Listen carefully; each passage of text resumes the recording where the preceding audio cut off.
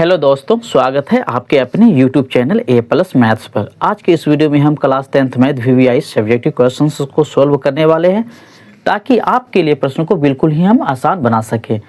और इस चैनल के माध्यम से भी कमज़ोर से संबंधित छात्रों को हम क्या करते हैं प्यारे बच्चों, गणित सिखाने का पूरा प्रयास करते हैं ताकि हम बच्चे के लिए यानी कि आप लोगों के लिए गणित को हम बिल्कुल ही आसान बना सकें। तो बस आप लोग हमें सपोर्ट करें, सहारा दें, बस आपके लिए ये बंदा हाजिर है। तो आपका हमने सवाल जो पहला लिया है, ये सब प्रश्न एग्जाम में 2-2 नंबर के पूछे जाते हैं प्यारे बच्चे, तो इन प्रश्नों को मिस ना करना और इन्हें हमें पूरी कोशिश करेंगे इसे शॉर्ट से शॉर्ट तरीके में आप लोगों को बताने के, ताकि आपके दिमाग में हम ये प्रश्न को हम बैठा सके। ठीक है प्यारे बच्चे, तो हम स्टार्ट करते हैं। आपका पहला प्रश्न हमने इस प्रकार से लिए हैं कि HCF 336,54 बराबर 6 दिया है। ठीक है प्यारे बच्चे, LCM 336,54 ज्ञात करना है। हमें HCF का मान 6 दे रखा है, ध्यान से देखना, ये क्या है HCF का मान, लेकिन हमें LCM का मान नहीं दिया है, ये हमें निकालना है। ठीक है प्यारे बच्चे, तो ध्यान दे, इनमें एक फार्मूला का ट्रिक काम करता है। क्या करता है प्यारे बच्चे, तो उसे ध्यान देना होगा।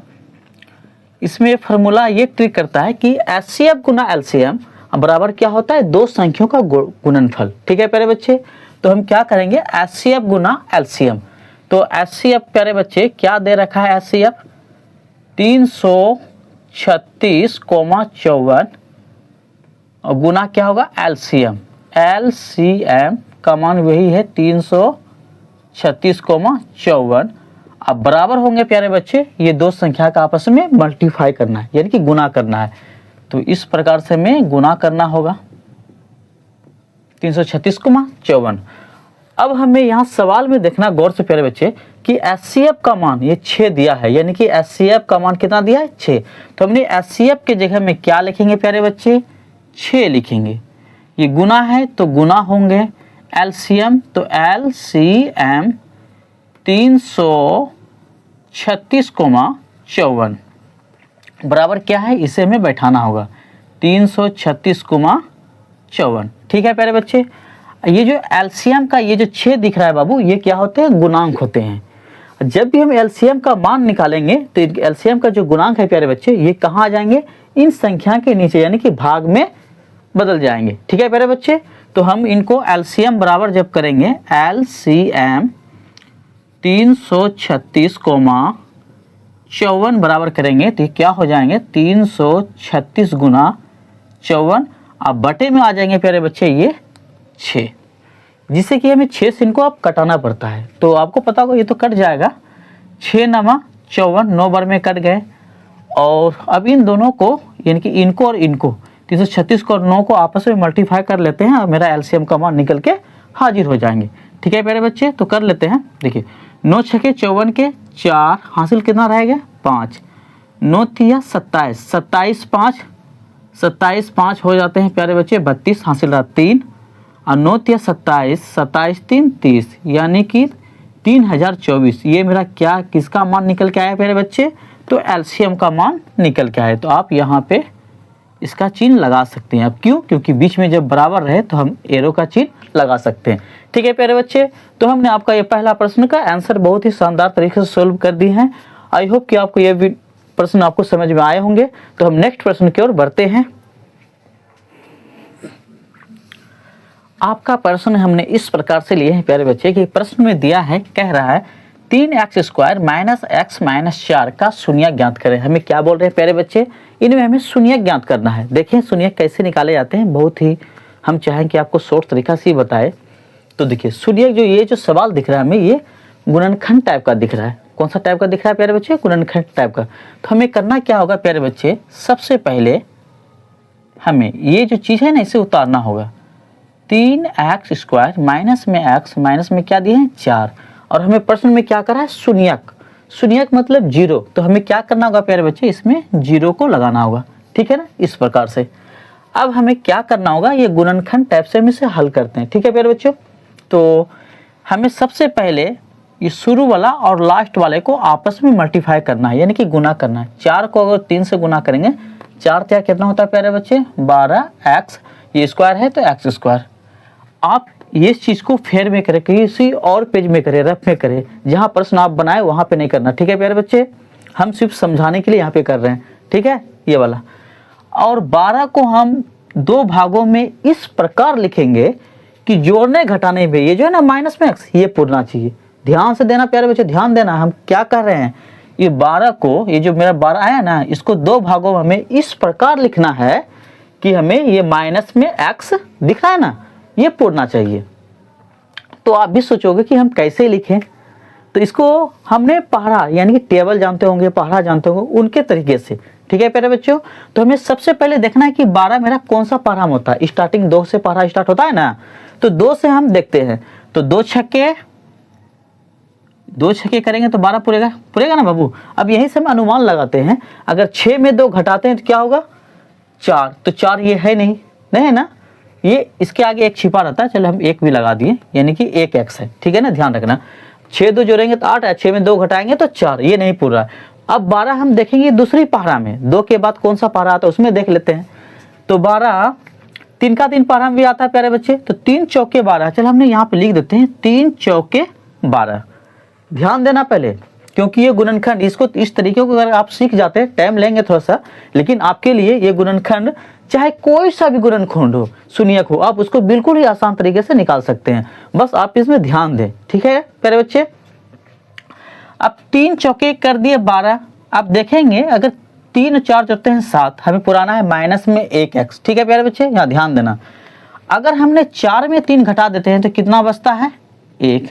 ये वाला 1 तो हो रहा है, लेकिन अब ये ध्यान देना होगा कि ये 1 है प्यारे बच्चे माइनस में। किस में है, माइनस में।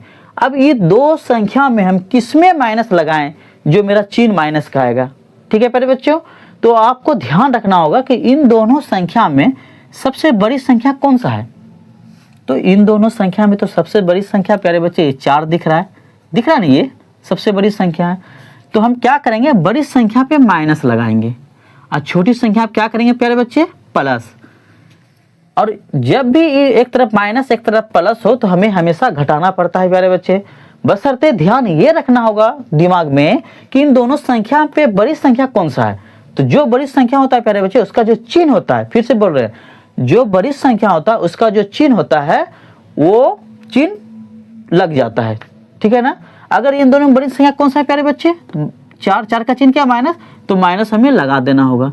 जब भी ऐसा सिचुएशन आए, एक तरफ प्लस एक तरफ माइनस, यानी कि जो संख्या बड़ी हो, अगर मान के चलो एग्जाम्पल 4 रह गया, ये प्लस में और ये माइनस में 3, तो इन दोनों में हम क्या करेंगे, एक तरफ ये प्लस है, ठीक है प्यारे बच्चे, ये दोनों में बड़ी संख्या कौन सा है, ये है 4, 4 का चिन्ह क्या है, प्लस, तो प्लस में आएगा, 4 में 3 घटाएं कितना आएगा प्यारे बच्चे, 1, ये मेरा किस में आ गया, प्लस में आ गया, अगर ऐसा सिचुएशन हो। ठीक है ना।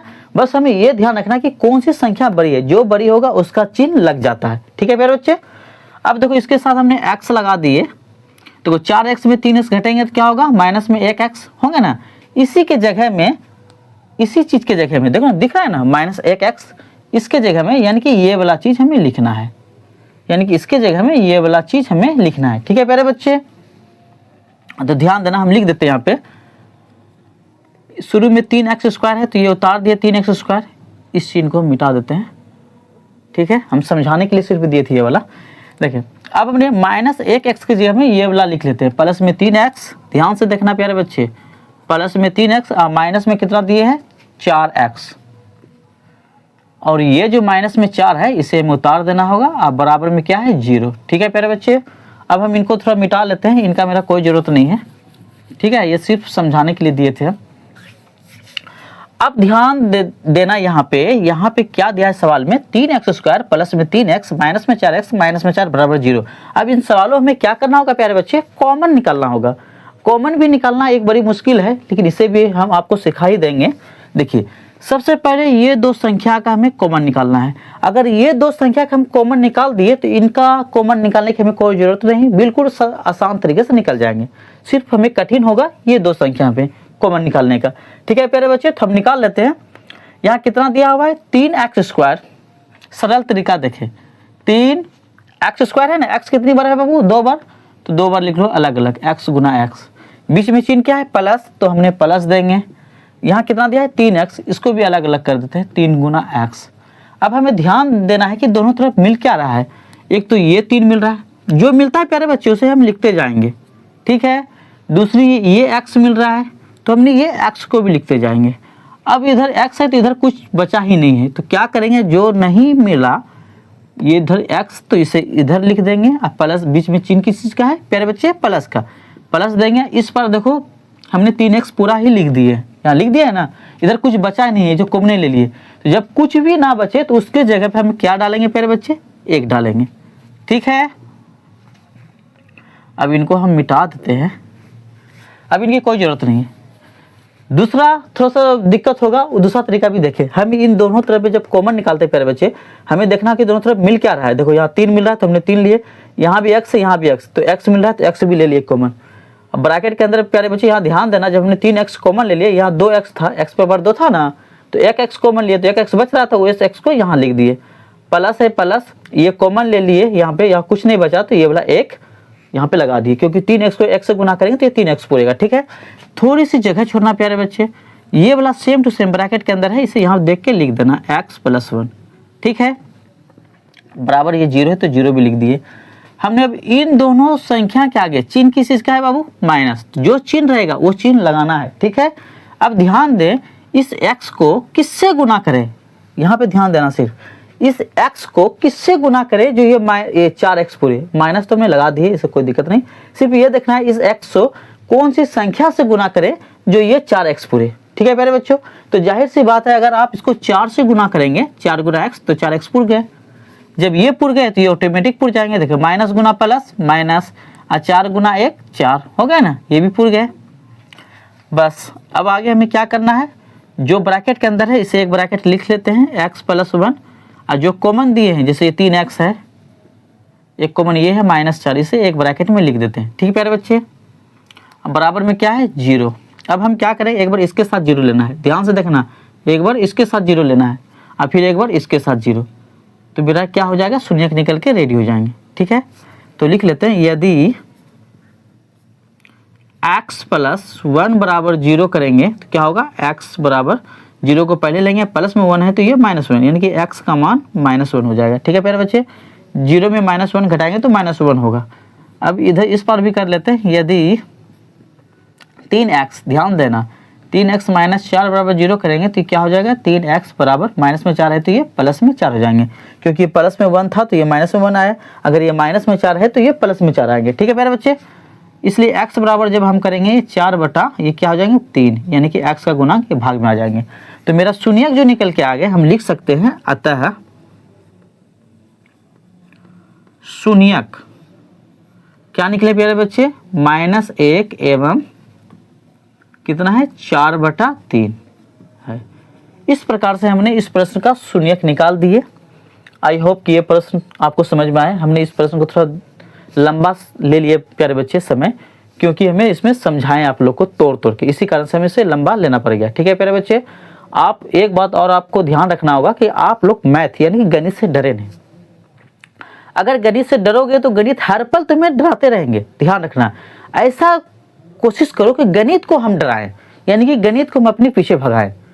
ठीक है प्यारे बच्चों, अब वो कैसे भगाओगे, तो उसकी कमजोरी तुम्हारे अंदर में, वो कमजोरी को तुम्हें ढूंढना होगा कि आखिर हम मेरे गणित में हम कहाँ पे मिस, कहाँ पे समझ में नहीं आ रहा है जो हम पीछे भाग रहे हैं। तो हिम्मत नहीं हारना प्यारे बच्चे, अगर हिम्मत हारोगे तो गणित हर पल तुम्हें सताते रहेगा, टेंशन, दिमाग में टेंशन देते रहता है।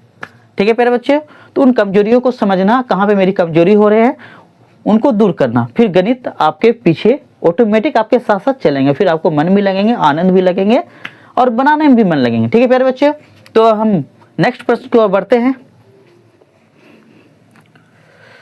हम आपका प्रश्न इस प्रकार से लिए प्यारे बच्चे कि प्रश्न में दिया है एक ही एपी में 50 पद है, जिसका तीसरा पद 12 है और अंतिम पद 106 है, इसका 29वां पद ज्ञात करें। हमें क्या बोल रहे हैं प्यारे बच्चों, इनका 29वां पद हमें ज्ञात करना है।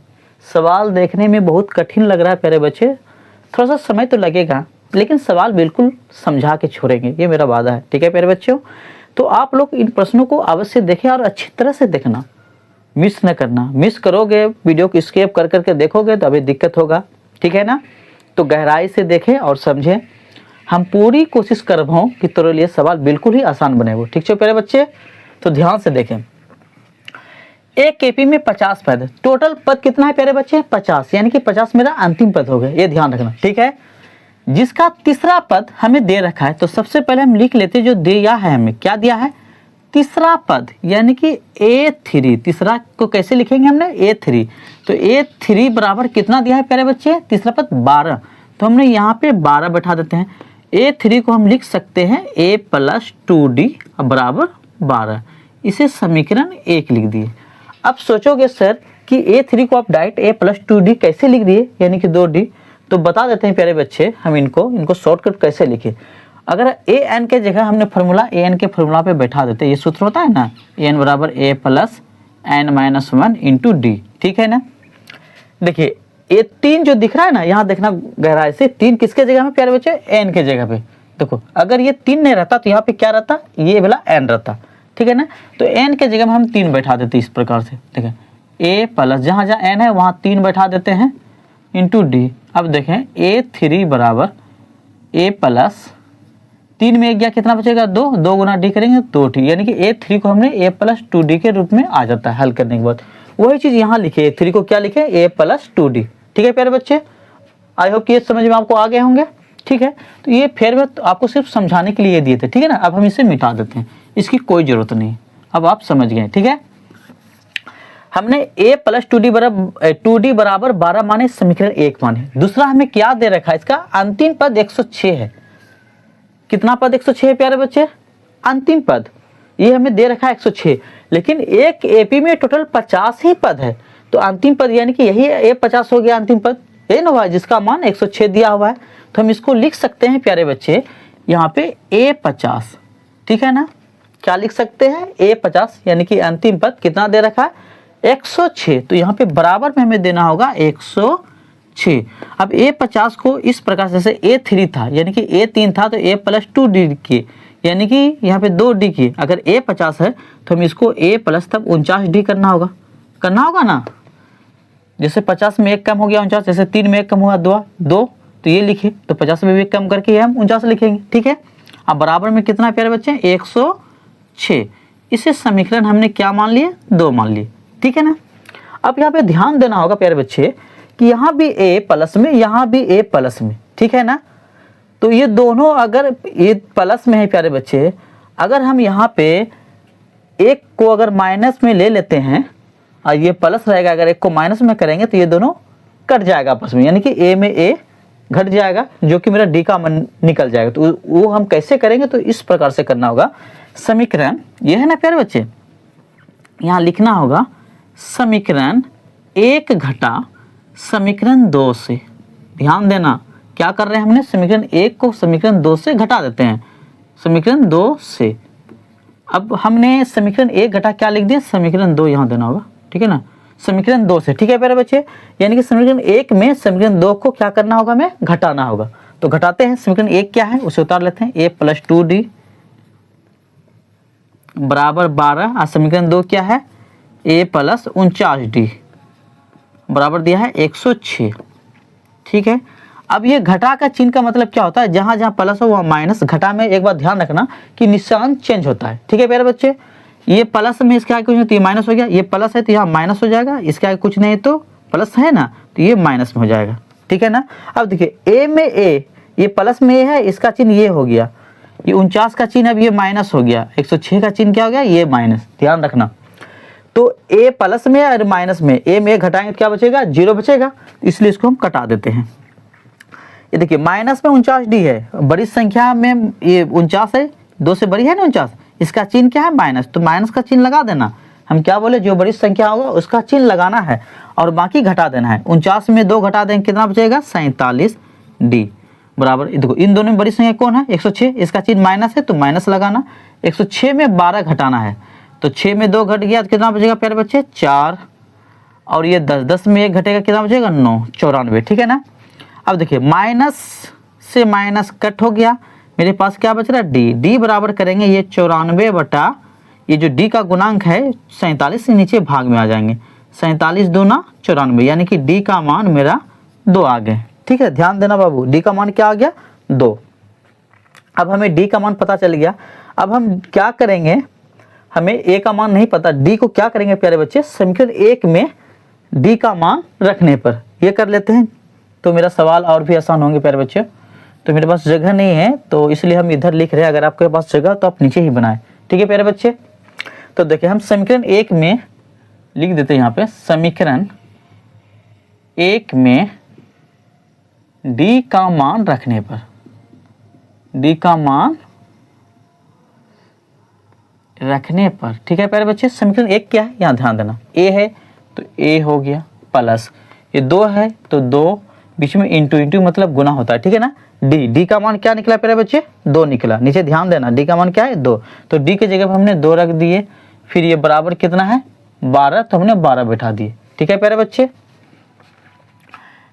अब ध्यान देना, ये a प्लस 2 दूना 4 होता है बराबर ये 12 हो गया, यानी कि हम a बराबर करेंगे 12 को पहले लेंगे, प्लस में 4 है तो ये माइनस में 4, यानी कि a का मान आ गया 12 में 4 घट गया 8, ये मेरा a का भी मान निकल गया और d का भी मान निकल चुका है। अब प्रश्न में क्या कर रहा है, इसका 29वां पद, ठीक है ना। तो यहाँ पे लिखेंगे चूंकि 29वां पद, ठीक है प्यारे बच्चे, 29वां पद निकालते हैं तो क्या होगा a29, ध्यान देना a29 बराबर हम क्या लिख सकते हैं, जैसे कि यहाँ पे ध्यान देना, a3 को लिखे थे a + 2d और a50 को a + 49d, तो a29 को लिख सकते हैं a प्लस तब 28d, एक सब में कम हो रहा है, इस सब में हो रहा है ना, तो a29 को लिख सकते हैं प्लस 28d। अब यहाँ a का भी मान हमें पता है 8, तो हमने a की जगह में 8 बैठा दिए, प्लस 2 ये 28 है तो 28 बीच में इंटू है, इंटू मतलब गुना डी का मान कितना है प्यारे बच्चे 2, तो हमने यहाँ पे 2 बैठा देते हैं बराबर, सबसे पहले गुना का काम होता है प्यारे बच्चे, तो 8 इनको गुना कर लेते हैं, प्लस देखिए 8 दूना 16 और हासिल कितना रह गया 1 और 2 दूना 4 1 5, यानी कि 56 8 कितना होता है 8 से 14 4 5 64, यानी कि 29वां पद मेरा कितना निकल के आ गया प्यारे बच्चे 64, ठीक है ना। तो प्रश्न में हमें 29वां पद ज्ञात करने के लिए बोला था और हमने 29वां पद लास्ट में 64 निकाल के इनको सोल्व कर दिए, ठीक है प्यारे बच्चे। तो हमें उम्मीद है कि ये प्रश्न भी आपको समझ में आ गए होंगे। तो अब हम नेक्स्ट प्रश्न की ओर बढ़ते हैं। हम आपका प्रश्न इस प्रकार से लिए हैं प्यारे बच्चे कि प्रश्न में कह रहा है, यानी कि दिया है 2 संख्याओं का अंतर 26 है और एक संख्या दूसरी संख्या की 3 गुनी है, उन्हें ज्ञात करना है, ठीक है प्यारे बच्चे। हमें इस प्रश्न से हमें क्या सीख मिल रहा है, तो आपको ये ध्यान देना होगा, प्रश्न से हमें क्या सीख मिल रहा है। खुद प्रश्न में बोल रहा है, क्या बोल रहा है कि 2 संख्याओं का अंतर 26 है, लेकिन 2 संख्या है क्या वो तो हमें पता नहीं, लेकिन इसमें दे रखा है कि अंतर 26 है, लेकिन हमें वो 2 संख्या पता नहीं, तो उन 2 संख्या को हमें अपने से क्या करना होगा, इस सवाल को सोल्व करने के लिए मानना होगा प्यारे बच्चे। तो मान लेते हैं कि माना एक संख्या या पहली संख्या, तो लिख लेते हैं माना एक संख्या बोल रहा है ना, तो मान लेते एक संख्या, माना एक संख्या बराबर x मान लिए और दूसरी संख्या एक संख्या x चल मान लिए और दूसरी संख्या क्या मान लिया बराबर y है, ठीक है प्यारे बच्चे, इनको भी बराबर लगा देना, हम मिटा देते। माना एक संख्या x और दूसरी संख्या y है, ये हमने 2 संख्या मान लिए, ठीक है प्यारे बच्चे। अब प्रश्न से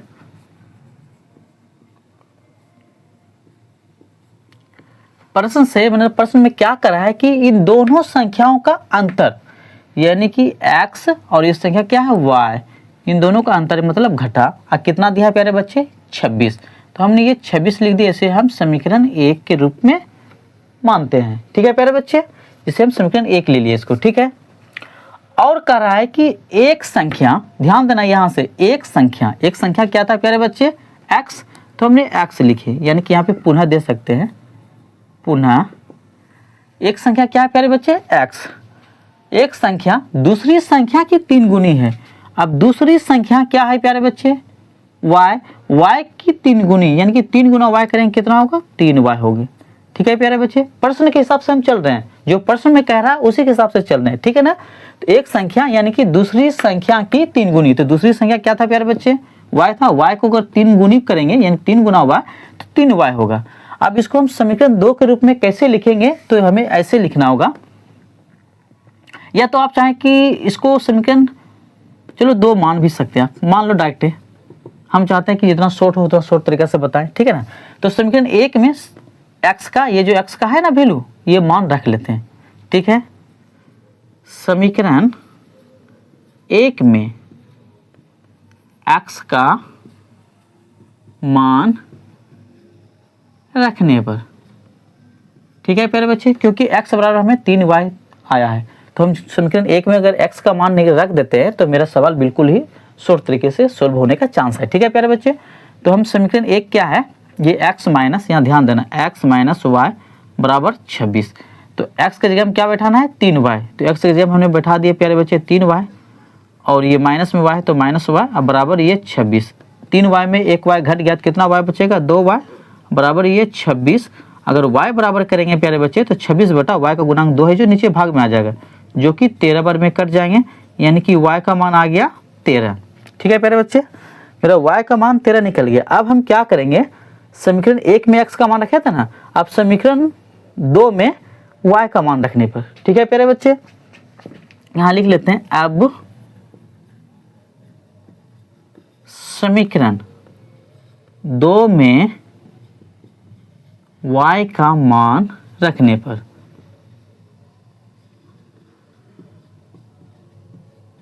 समीकरण 2 क्या है प्यारे बच्चे, ध्यान दो, ये x है तो हमने x लिख दिए, बराबर है तो बराबर, 3 है तो 3, देखिए y का मान, y क्या है, y बराबर दिया है 13, y के जगह में हम क्या करेंगे, ये 13 बैठा देंगे, ठीक है।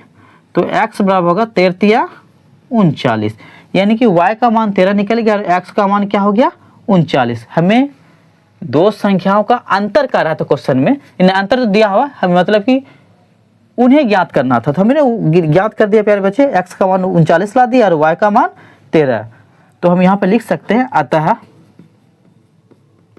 x बराबर 39 और y बराबर 13। इस प्रकार से हमने दो संख्या को हल कर दिए, ठीक है प्यारे बच्चे। तो हम नेक्स्ट प्रश्न की ओर बढ़ते हैं। हम आपका प्रश्न इस प्रकार से लिए हैं प्यारे बच्चे कि प्रश्न में दिया है कि मान निकालें, क्या दिया है, 2 tan स्क्वायर 45 डिग्री और प्लस cos स्क्वायर 30 डिग्री और माइनस sin स्क्वायर 60 डिग्री। जब इन सवालों को हम सोल्व करेंगे प्यारे बच्चों, तो सबसे पहले आपको इन सवालों में जो दिया ना, ये जिस cos स्क्वायर 30 डिग्री यानी cos 30 डिग्री, sin 60 डिग्री, इनका मान आपको याद रखना होगा, ठीक है ना। अगर ये मान इनका याद है, यानी कि इनका जो सूत्र होंगे वो याद है, तो आप सवाल आपके हाथ में होंगे, ठीक है प्यारे बच्चों। तो आप लोग घबराएं नहीं, सवाल हम चाहेंगे कि आपके लिए हम बिल्कुल आसान बनाते रहें, बस वीडियो में आप लोग बने रहें और आप लोग हमें प्यार देते रहें, सपोर्ट करते रहें, बस हम आपके लिए VVI प्रश्न को हम लाते रहेंगे, ठीक है प्यारे बच्चे। तो इसे हम हल करते हैं। देखिए ये 2 है तो 2 हो गया प्यारे बच्चे, बीच में इंटू मतलब क्या होता है प्यारे बच्चे, गुना, ठीक है ना। अब देखो tan स्क्वायर 45, सबसे पहले हमें tan 45 का मान क्या होता है ये याद रखना होगा। तो प्यारे बच्चे tan 45 का मान 1 होता है, क्या होता है 1, यानी कि 1 का स्क्वायर करेंगे, ठीक है, जो स्क्वायर है, फिर ये प्लस है तो प्लस cos स्क्वायर 30 डिग्री, सबसे पहले हमें cos 30 डिग्री का मान याद रखना होगा। तो cos 30 डिग्री का मान क्या होता है प्यारे बच्चे, √3/2 होता है, ठीक है। अब इस पे स्क्वायर है तो हमने इसके स्क्वायर लगा दिए, फिर ये माइनस है तो माइनस, अब साइन स्क्वायर 60 डिग्री, पहले हमें साइन 60 डिग्री का मान याद रखना होगा। तो इनका भी मान प्यारे बच्चे √3/2 ही होते हैं, क्या होते हैं, √3/2, स्क्वायर है तो हमने इस पे स्क्वायर लगा दी, ठीक है प्यारे बच्चे। अब ध्यान दें, 1 का स्क्वायर करेंगे तो क्या होता है 1 को 2 से गुना करेंगे तो क्या होंगे 2, ठीक है। अब यहाँ पे ध्यान दें, अगर आप चाहो कि इस सवाल को बिल्कुल शॉर्ट तरीके से बना सकते हैं। वो कैसे, वो ऐसे बाबू, देखो ये प्लस बा में कितना बा, √3/2 का स्क्वायर, ये माइनस में कितना बा, √3/2 का स्क्वायर, ये दोनों सेम बा, का बा, सेम बा, यानी कि बराबर बा, और चिन्हवा हमार प्लस बा, इधर माइनस बा। अगर मान के चली, अगर ये दोनों सेम रही, अगर ये सेम है 4, ये प्लस में और ये माइनस में 4 है, तो 4 में 4 घटाएंगे तो क्या बचेगा प्यारे बच्चे, 0। तो ये दोनों भी सेम है, तो ये प्लस है, ये माइनस, तो इन दोनों को भी आपस में जब घटाएंगे तो क्या बचेगा, 0, ठीक है ना। और ये प्लस का चिन्ह है, ठीक है ना, और माइनस का चिन्ह, ऐसे अगर कटा भी दे तो 0 होगा, कट जाएगा, कटेगा ना। तो ये 2, सिर्फ 2 मेरा आंसर निकल के रेडी हो जाते हैं, ठीक है ना। ये शॉर्ट तरीका मेरा, सिर्फ आप ये आंसर यहीं पे रख सकते हैं, ठीक है।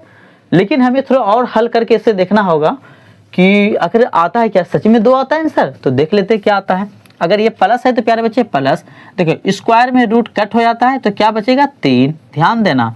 और 2 का वर्ग, फिर ये 4, फिर ये माइनस, स्क्वायर में रूट कट हो गया, क्या बच गया, 3, और 2 का वर्ग 4। अब ध्यान देना प्यारे बच्चे, ये 2 हो गए, ये तो ऐसे भी कट रहे हैं प्लस माइनस में, 2 तो ऐसे आंसर आना ही आना, लेकिन हमने हल करके देखते हैं, ठीक है ना। तो इसको पहले मिटा देते हैं। इसके नीचे हमने 1 लगा के, देखो 1 4 4 का एलसीएम निकाल देते हैं। तो क्या होगा प्यारे बच्चे, 4 ही होंगे। तो 4 दोनों यहाँ पे 8 हो जाएंगे, ये प्लस है तो प्लस, 4 से 4 कट जाएंगे तो ये 3 उतर जाएंगे, माइनस, और 4 से 4 कट जाएंगे तो ऊपर का 3 निकल जाएंगे, ठीक है ना। तो ध्यान दे प्यारे बच्चे, ये प्लस में 3, माइनस में 0, ये तो 8 3 11, 11 में अगर 3 घटा देते हैं तो फिर क्या बच जाते हैं, 8 ही बच जाते हैं। अब बटे ये 4, 4 से कटने के बाद क्या हो गया, 2, यानी कि इनका आंसर 2 निकल के रेडी हो गए, ठीक है ना।